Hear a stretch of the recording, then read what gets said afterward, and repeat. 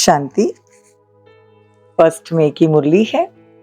ज्ञान के सागर, आनंद के सागर शिव परमात्मा कहते, मीठे बच्चे अपनी उन्नति के लिए अमृत वेले उठ बाप को याद करो। सवेरे का समय कमाई के लिए बहुत बहुत अच्छा है। प्रश्न है, सदा सलामत रहने का आधार क्या है? सदा सलामत किसे कहेंगे? उत्तर है, बाप की श्रीमत ही सदा सलामत बनाती है। कभी कोई दुख और तकलीफ नहीं होगी। तुम बच्चे इतने तकदीरवान बनते हो जो कभी किसी प्रकार की चोट नहीं लग सकती, निरोगी काया बन जाती है। तुम अपनी तकदीर की महिमा गाते रहो। जो उठते बैठते बाप की याद में रहते हैं वो है तकदीरवान बच्चे, उन्हें ही सदा सलामत कहेंगे। गीत है, रात के राही थक मत जाना, सुबह की मंजिल दूर नहीं। ओम शांति। मीठे मीठे पुरुषार्थी बच्चे इस गीत का अर्थ तो स्वयं जानते होंगे। नंबरवार पुरुषार्थ अनुसार जो यात्रा पर उपस्थित है वे ही यथार्थ अर्थ समझते हैं। अब यह यात्रा है रात के राही और जिस्मानी यात्रा होगी दिन की। अमरनाथ बद्रीनाथ पर जाते ना तो वो सफर कर रात को सो जाते हैं, और तुम बच्चे मुसाफिरी कैसे करते हो? रात की। दिन में तुमको शरीर निर्वाह काम करना पड़ता है, नौकरी पर जाते हैं और माताएं घर संभालती है। सबसे ज्यादा उन्नति रात को होती है जबकि सब मनुष्य सोए हुए हैं। तुम्हारी उस समय बड़ी अच्छी यात्रा हो सकती है। बच्चों को अपनी उन्नति करनी चाहिए तो बाप राय देते हैं, नींद को जीतने वाले बनो। 5000 वर्ष पहले भी कहा था, भल सवेरे सो। कहावत है ना, सवेरे सोना सवेरे उठना, ये गुण मनुष्य को बड़ा बनाता है। बरोबर तुम कितने साहूकार बनते हो जो कभी तुमको पैसे की परवाह नहीं रहती। तुमको 21 जन्मों के लिए वर्षा मिल जाता है शिवालय में। यहाँ तुम जन्म बाई जन्म पुरुषार्थ करते हो और अभी तुम्हारा पुरुषार्थ 21 जन्मों का बन जाता है। वंडर है ना, अविनाशी बाप अविनाशी पुरुषार्थ कराते हैं। तुम्हें अब अविनाशी बाप से अविनाशी वर्षा लेना है तो अविनाशी बाप वर्षे को याद करना है। बाबा और कोई तकलीफ नहीं देते, सिर्फ 2 अक्षर है, इसको महामंत्र कहा जाता है। बस ये 2 अक्षर याद करने से तुमको राज्य तिलक मिल जाता है। अब इस याद में बल है, तो 2 अक्षर याद करने के लिए कहते हैं तो फुर्सत नहीं रहती। कह देते हम याद नहीं कर सकते, घड़ी घड़ी भूल जाते हैं, 2 अक्षर की यात्रा नहीं कर सकते। यहाँ तो तुमको सिर्फ चुप रहना है। क्या तुम बीज और झाड़ को नहीं समझ सकते? बीज को हाथ में लेने से सारा झाड़ सामने आ जाएगा। इसमें 4 युग 4 वर्ण ये सब बुद्धि में लाना है, देरी नहीं लगती। बाबा कहते लायक बने तब तो बाबा अपने को विश्व की बादशाही देना। देखो अपने घर वालों को क्रिएट कर संभालेंगे, इसीलिए अपनी कमाई चाहिए ना, तो ब्रह्मचर्य में कमाई होती है। तो बाबा कहते हैं कि बच्चों को ये कोर्स बहुत सहज और सिर्फ श्रीमत पर रात को जागकर ये कोर्स उठाना है। हाँ, अगर हम ये कोर्स उठाएंगे, सिर्फ बाबा की याद करेंगे तो क्या होगा? प्रैक्टिस होगी ना। रात को जागकर हम प्रैक्टिस करते रहेंगे तो रात को बुद्धि की यात्रा करना बहुत सहज है और मदद भी बहुत मिलेगी। 2-3 बजे अमृत वेला कहा जाता है। सवेरे उठकर सुदर्शन चक्र फिराना ये बुद्धि का काम है। बाप का फरमान है, निरंतर मुझे याद करो तो तुम्हारे विकर्म विनाश हो जाएंगे, नहीं तो तुम सजनियों को कैसे ले जाएंगे। दिन में तो याद न ठहरे, रात को पुरुषार्थ करना चाहिए। बाबा की मदद बहुत मिलती है। बाप और वर्षे को याद करना है, बहुत सहज है। कई बच्चियां कहती बाबा धारणा नहीं होती, बड़ी बहनों मुआफिक समझा नहीं सकते। बाप कहते बच्चे ये तो हर एक के कर्म का हिसाब किताब है, तो कोई 25 वर्ष रहते हुए भी धारणा नहीं कर सकते।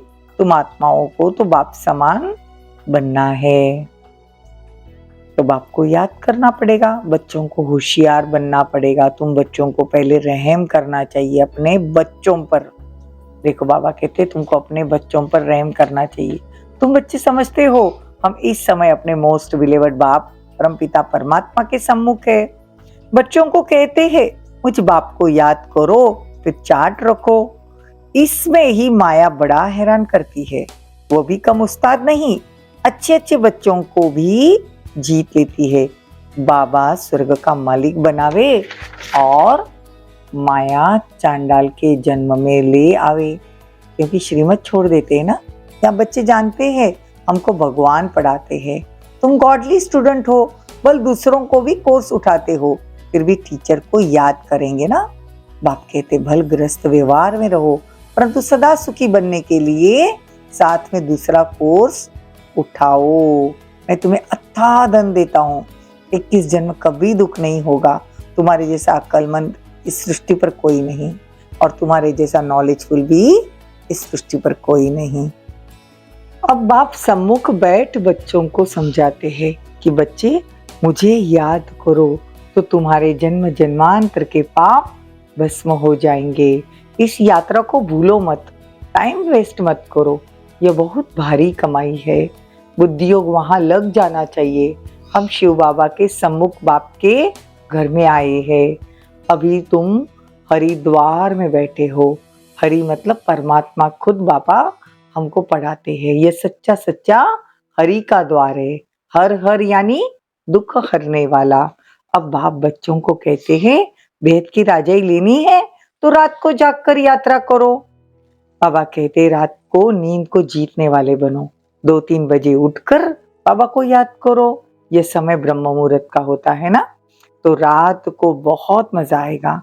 फिर वो नशा दिन में भी चलेगा।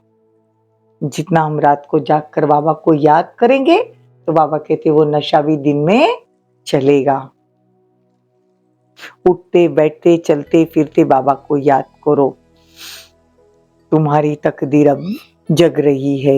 एक तो बाप को याद करो, फिर अपनी तकदीर की महिमा करो। जितना बुद्धि योग इस समय धन कमाने में लगाते हो उतनी तकदीर सोई हुई है। सच्ची तकदीर तुम्हारी जग रही है। पेट कोई जास्ती थोड़ी खाता है।